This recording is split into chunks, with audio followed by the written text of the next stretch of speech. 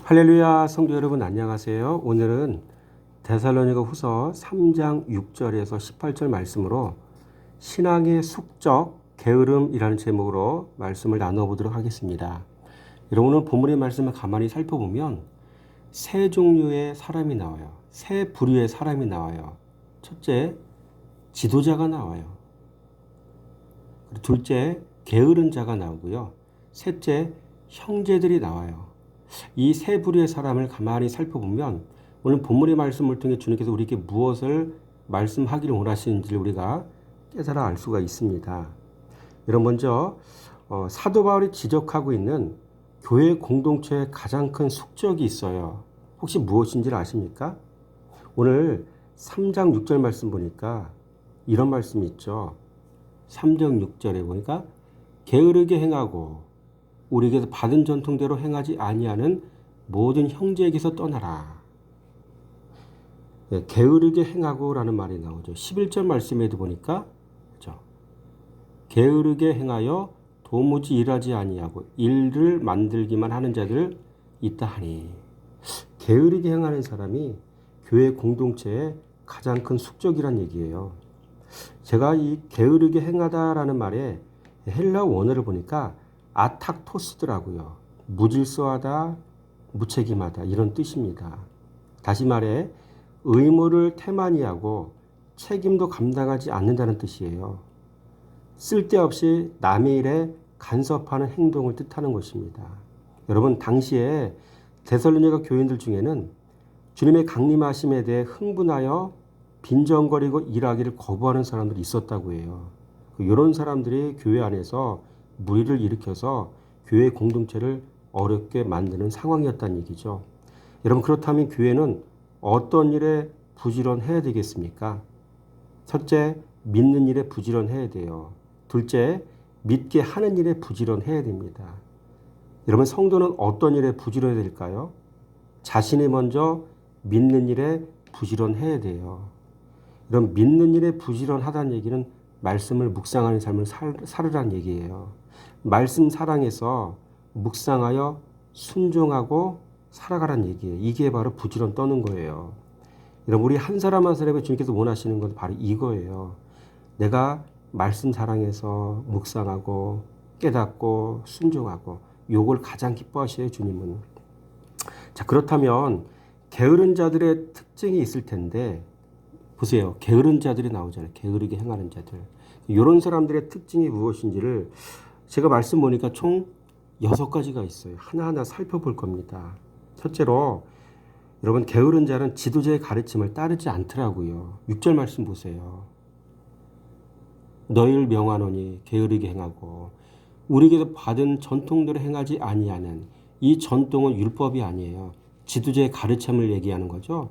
지도자의 가르침대로 행하지 아니하고 이런 뜻이거든요. 이게 바로 게으른 자들의 첫 번째 특징이에요. 이런 마지막 때에 구원받는 믿음을 가지려면 말씀으로 가르침을 받아 굳게 서야 돼요. 참고로 복음으로 굳게 서는 것과 말씀으로 굳게 서는 것은 차이가 있더라고요. 여러분 복음으로 굳게 선다는 얘기는요. 스테코예요. 서다, 서 있다 이런 뜻이거든요. 반면에 말씀으로 굳게 서다는 여러분 헬라 원어가 달라요. 스테리조예요. 스테리조. 지지하다, 고정하다, 강하게 하다, 굳게 정하다, 견고하게 하다 이런 뜻이에요. 뭔가 좀 차이가 있죠. 복음으로 굳게 서봐야 늘 흔들려요. 흔들릴 수가 있어요. 넘어질 수가 있고 자리를 떠날 수가 있어요. 근데 말씀으로 굳게 서면요. 그 자리에 어떤 상황이 와도 흔들리지 않고 그대로 그 자리에 머물러 있는 거예요. 이런 차이가 있어요.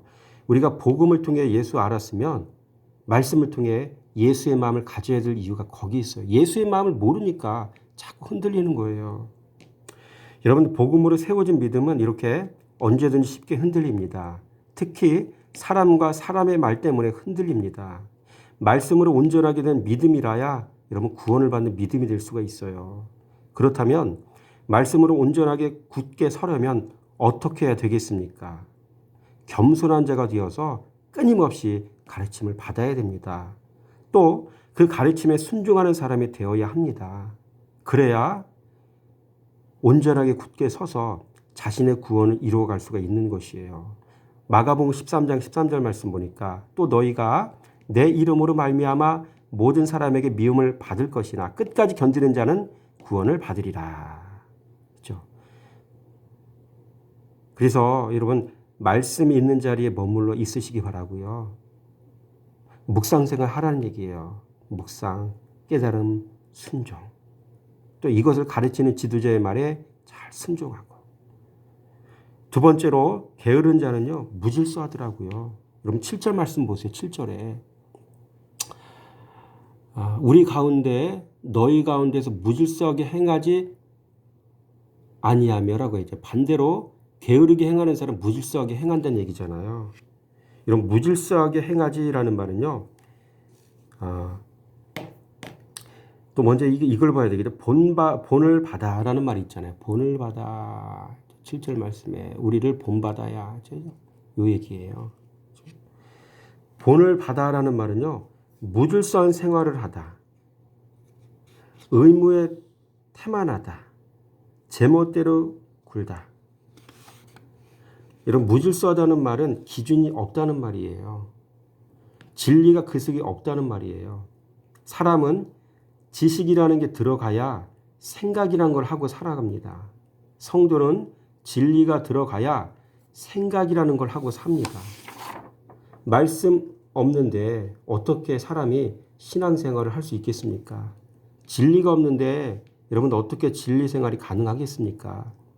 말씀 없는데 어떻게 자신의 마음을 지킬 수 있겠습니까? 또 말씀이 없는데 어떻게 부드러운 말을 할 수 있겠습니까? 말씀이 없는데 어떻게 자신의 성품을 바꿀 수 있겠습니까? 그래서 여러분 성도는요 이렇게 진리 생활함을 통해서 무질서한 자가 아니라 질서 있는 자의 삶을 살아야 될지 믿습니다. 진리 가지라는 얘기예요. 셋째로 이 게으른 자는요 남에게 폐를 또 끼치더라고요. 그리고 8절 말씀 보세요. 누구에게서든지 음식을 값없이 먹지 말고 않고 오직 수고하고 애써 주야로 일함은 너희 아무에게도 폐를 끼치지 아니하려 함이라. 라고 얘기하죠. 폐를 끼치지 않는데 게으르게 행하는 자는 폐를 끼친다는 얘기가 되는 거잖아요. 그렇죠? 이런 폐를 끼치다라는 말은 에피바레오입니다. 짐을 지우다, 짐지다, 짐을 싣다, 무겁게 하다 이런 뜻이죠. 다시 말해 걸림돌이 되었다는 얘기입니다. 여러분 사울왕은 다윗에게 걸림돌이 되는 인생이었어요. 하만은 에스더와 모르드에게 걸림돌이 되는 인생이었죠. 여러분 그렇다면 어떤 사람이 교회와 성도에게 걸림돌이 되는 인생일까요? 말씀 생활하지 않는 사람이 교회 공동체에게 걸림돌이 되는 인생입니다. 말씀 생활하여 자기 마음밭을 갈아엎지 않은 사람이 교회 공동체에게 걸림돌이 되는 인생입니다. 사울왕이 다윗에게 걸림돌이 된 이유가 있습니다. 다윗을 시기하는 마음 때문이었죠.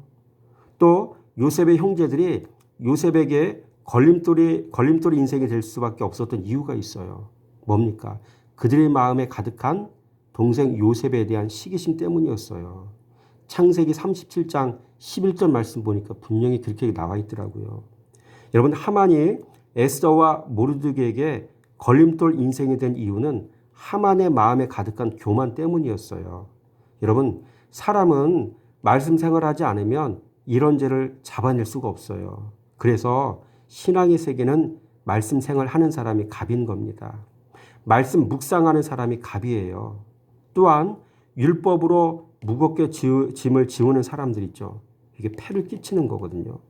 율법으로 무겁게 짐을 지우는 사람은 하나님 나라에 폐를 끼치는 사람들입니다. 여러분 진리 생활하지 않으면 인생은 어느 누구에게도 특별히 교회에게 폐를 끼치는 인생이 되는 거예요. 그래서 말씀 묵상의 삶이 중요한 것입니다. 또한 게으른 자는요 도무지 일하지도 않는다고 얘기하고 있어요. 여러분 11절 말씀 보세요. 11절 말씀. 게으르게 행하여 도무지 일하지 아니하고 또 일을 만들기만 한대요. 도무지 일하지 아니하고. 그렇죠? 여러분 여기서 말하는 일은요. 에르가조마이입니다. 일하다, 창조하다, 생산하다. 그래서 신앙의 세계에서 일이라는 건요, 창조와 관계되어야 되고요, 뭔가 생산적인 일과 관계가 되어야 돼요. 영적인 재생산, 뭐 이런 거가 되겠죠. 여러분, 믿는 게 일입니다. 믿게 하는 게 또 일입니다. 믿어서 내 안에 예수 그리스도가 자라게 하는 게 일입니다. 예수 그리스도가 자란 결과 그리스도로 온전히 옷 입는 게 일입니다. 그 결과 우리의 언어도 그리스도로 옷 입고 우리의 인격도 그리스도로 옷 입고 우리의 행실도 그리스도처럼 되는 일. 이게 바로 에르가조마입니다. 이게 바로 일이라는 것이죠. 그래서 모든 것의 시작이 말씀 다람과 말씀 묵상, 말씀 순종 이겁니다. 다섯 번째로 여러분, 게으른 자는 일을 만들기만 한다고 했잖아요. 여기 보세요. 일을 만들기만 하는 자들이다. 그렇죠. 이런 일을 만들기만 하는이라는 말은 페리 에르가조마입니다. 쓸데없이 말참견하다. 남의 일에 참견하다. 여러분, 게으른 자들은 남의 일에 참견하는 일이 유일한 일입니다. 그래서 이들은 늘 분쟁을 야기시킵니다. 지나가는 길에 두 마리 개가 서로 격렬하게 싸우고 있는 것을 보았다고 여러분, 다가가서 싸우는 개를 서로 말렸다. 여러분, 그러면 어떻게 되겠습니까? 서로에 대해 독이 오를 대로 오른 두 마리 모두가 참견하는 그 사람에게 달려들어 물어뜯지 않겠습니까? 참견하는 거, 참 이게 좀 이런 문제가 있어요. 여러분, 싸우는 개는 건드리는 게 아닙니다. 피해가는 게 지혜자입니다. 그렇죠? 여러분, 게으른 자는 남의 일에 참견했다가 그 화를 자신이 뒤집어 쓰는 자입니다. 여러분, 남의 일에 신경 쓸 것이 아니라 어떻게 되겠습니까? 말씀으로 내 자신을 들여다보고 내 자신이 그리스도 예수를 닮지 못한 것 때문에 아파하고 슬퍼하고 괴로워하고 그것 때문에 기도하고, 여러분, 이런 삶이 여러분 지혜로운 자의 삶인 것이죠. 여섯 번째로 여러분, 게으른 자는 지도자의 말에 불순종합니다. 여러분, 14절 말씀 보세요. 14절 말씀에 어디 있을까요? 보세요. 누가 이 편지에 한 우리 말을 순종하지 아니하거든 이라고 얘기하고 있죠. 순종하지 않아요. 여러분, 자신이 가진 죄의 습성에 따라 사는 사람이기 때문에 이 사람은 순종을 기대할 수가 없어요. 게으른 자는 진리를 배우지 않은 사람이에요. 진리를 배우지 않은 사람은 교회 안에서도 세상 사람과 똑같이 자연인으로 살아갑니다. 여러분, 나아만 장군을 보십시오. 내 생각, 내 경험, 내 감정이 얼마나 충실했던 사람입니까? 그렇죠? 화도 엄청 냈잖아요. 여러분, 말씀이 들어가야 사람은 겸손한 자가 될 수 있고요. 말씀이 들어가야 사람은 지도자의 말에 순종할 수 있고요. 말씀이 들어가야 하나님의 뜻에 순종할 수가 있어요. 말씀 사랑하시기 바랍니다. 또한 여러분, 지도자의 자격은 또 무엇일까요? 여러분, 지도자의 자격이 참 중요해요. 우리 어디를 보냐면 9절 말씀 한번 읽어볼까요? 우리에게 권리가 없는 것이 아니요 오직 스스로 너희에게 본을 보여 우리를 본받게 하려 함이니라. 이 말씀에 별표해 놓으세요. 우리가 지향해야 될 여러분 신앙의 모습이 이런 모습이에요. 여러분, 나를 본받으라고 말할 수 있는 사람이 지도자입니다. 자신의 말과 행실에 있어 본이 되어야 지도자가 되는 거예요. 말과 행실은 그 사람의 마음에서 나오는 것입니다. 그러므로 본이 되려면 먼저 자신의 마음밭을 갈아엎어야 합니다. 그래서 착하고 좋은 마음이 되어서 말과 행실에 허물이 없는 사람이 되어야 하는 것이죠. 여러분, 신앙생활 한다는 건, 말씀 생활한다는 건 이거예요. 내가 어떤 누구에게도 허물이 보이지 않는 사람, 그리스도 예수만 보이는 사람, 본을 보일 수 있는 사람이 되는 사람, 이게 신앙의 목적이 아닐까요? 여러분, 이러한 신앙의 목적을 가지고 살아가시기 바랍니다. 또한 그렇다면 어떤 사람이 믿음의 형제일까요? 여러분, 믿음의 형제가 어떤 모습을 가지고 있는지를 우리는 총 7가지의 내용을 통해 살펴볼 건데 잘 주목하셔서 말씀을 들어보시기 바랍니다. 자, 이거 보세요. 6절 말씀이죠. 형제들아 우리 주 예수 그리스도의 이름으로 너희를 명하노니 게으르게 행하는 우리에게서 받은 전통대로 행하지 아니하는 모든 형제에게서 떠나라고 얘기하죠. 떠나라고. 이 떠나는 게 참 중요해요. 여러분 죄에서 떠나는 사람이 믿음의 형제예요. 죄를 끊어내는 사람이 믿음의 형제입니다. 여러분 잘 기억하시기 바랍니다. 내 안에는 죄를 떠나시기 바랍니다. 떠나 보내시기 바라고요. 죄를 끊어내시기 바라고요. 죄를 즐겨하는 사람의 여러분 그 삶의 무리 안에 여러분 같이 있으면 안 돼. 떠나셔야 돼요. 이런 지혜가 있어지기 바랍니다. 여러분 그래서 여러분 믿음의 형제는요. 게으르게 행하는 자와 지도자의 가르침을 따르지 않는 자 그런 자에게서 떠나는 사람이 믿음의 형제인 거예요. 두 번째로 여러분 믿음의 형제는요. 주님이 세운 지도자를 본받는 자가 믿음의 형제더라고요.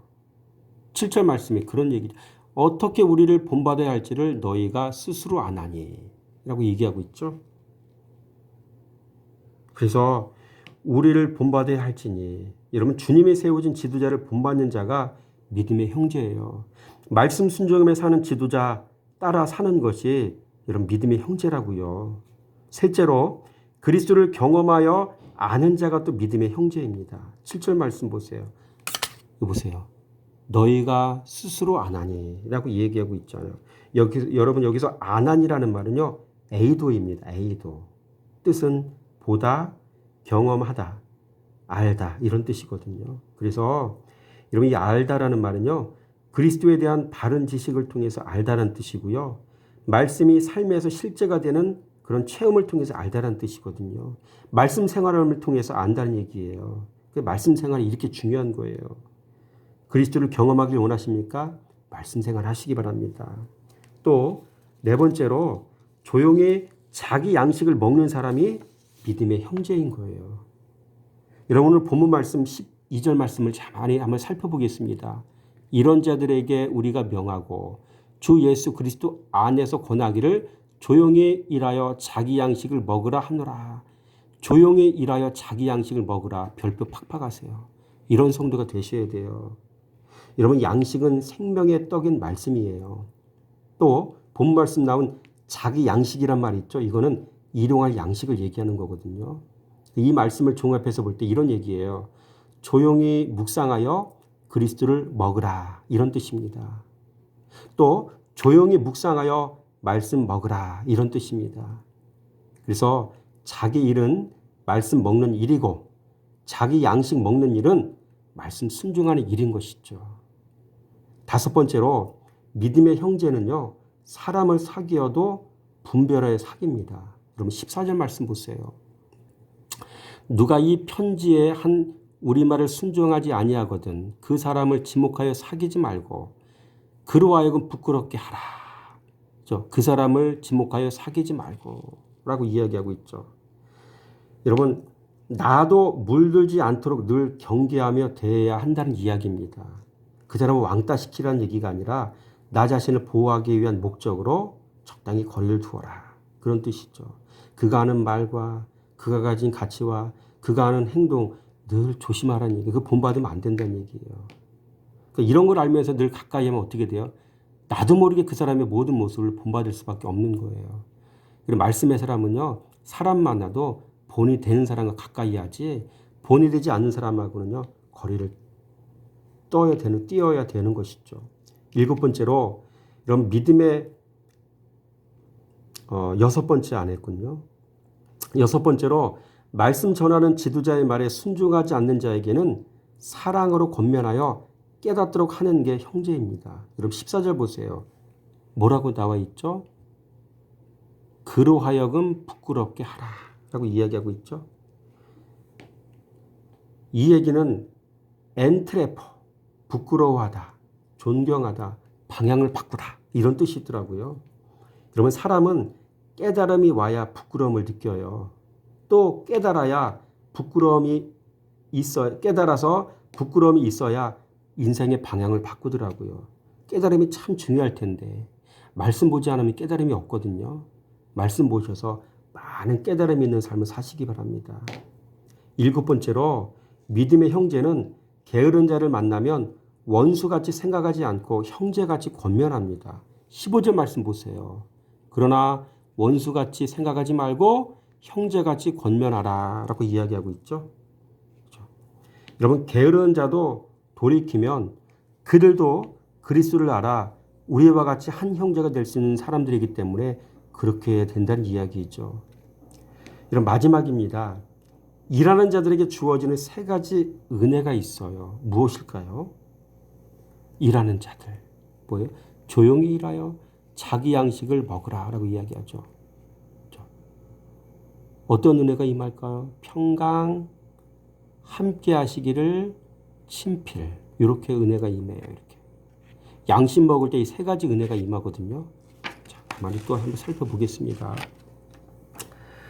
여러분, 첫째로 이 일하는 자들에게 주어지는 세 가지 은혜 중에 첫 번째는 평강의 주께서 때마다 일마다 평강을 주신다는 거예요. 16절 말씀 읽어보세요. 평강의 주께서 친히 때마다 일마다 너희에게 평강을 주시고 이렇게 이야기하고 있죠. 평강의 은혜가 임해요. 그래서 일하는 사람들은요 늘 심령이 항상 평안해요. 두 번째로 일하는 자들은요 지도자에게 관심과 사랑을 받아요. 잘 보세요. 16절 말씀에 주께서 너희 모든 사람과 함께 하시기를 원하노라 라고 이야기하고 있죠. 이 얘기는 무슨 얘기입니까? 그렇죠? 지도자의 관심과 사랑이 있어서 지도자의 마음속에 이런 마음이 들었다는 얘기예요. 그렇죠? 이런 은혜가 임해요. 지도자의 관심과 사랑이 임하고요. 마지막으로 끊임없이 말씀으로 공급을 받아요. 여러분 17절 말씀 읽어보세요. 나 바울은 친필로 문안하노니 이는 편지마다 표시로서 이렇게 쓰느라 라고 기록하고 있죠. 그렇죠? 나 바울은 친필로 문안하노니 지도자를 통해서 말씀으로 끊임없이 공급을 받고 있다는 얘기잖아요. 사도 바울을 통해서 이렇게 공급받았다는 얘기잖아요. 이게. 그렇죠? 그래서 여러분 오늘 본문의 말씀을 통해 우리 세 가지 부류의 사람을 살펴보았어요. 지도자가 어떤 사람인지. 뭐예요? 스스로 본이 되는 삶을 사는 사람이죠. 게으른 자의 삶의 특징을 알아보았어요. 그렇죠? 게으르게 행해서 여러분 가르침대로 행하지 않고 무질서하고 폐를 끼치는 인생이고 도무지 일하지 않아요. 일을 만들기만 해요. 여러분 이런 자의 모습이 아니길 원합니다. 그렇죠? 그리고 또 마지막으로 또 뭐예요? 형제들의 특징을 봤어요. 떠나잖아요. 죄에서 떠나고, 그렇죠? 죄인에게서 떠나고요. 지도자를 본받아서 배워요. 그렇죠? 그리고 스스로가 그리스도 예수를 알아서 그 지도자 그리스도 예수를 알고 있는 것을 알아서 그 지도자를 따르잖아요. 얼마나 아름다워요. 중요한 거 조용히 일하여 자기 양식을 또 먹잖아요. 그렇죠? 그래서 삶 속에서 분별력이 있어서 어떻게 돼요? 그 악인들, 게으르게 행하는 자들과 사귀지 않고요. 그들에게 깨우침을 줄 수 있는 사람이고요. 그러나 그들을 원수로 생각하지 않고 형제처럼 권면하고 얼마나 아름다워요. 이런 사람들에게 뭐예요? 평강의 은혜가 임하고요. 주님 함께 하시는 은혜가 임하고요. 목자를 통해서 지도자를 통해서 끊임없이 양식을 공급받고 있잖아요. 이런 은혜로운 삶을 살아가는 저희 여러분 모두가 되시기를 주님의 이름으로 축원하며 드립니다.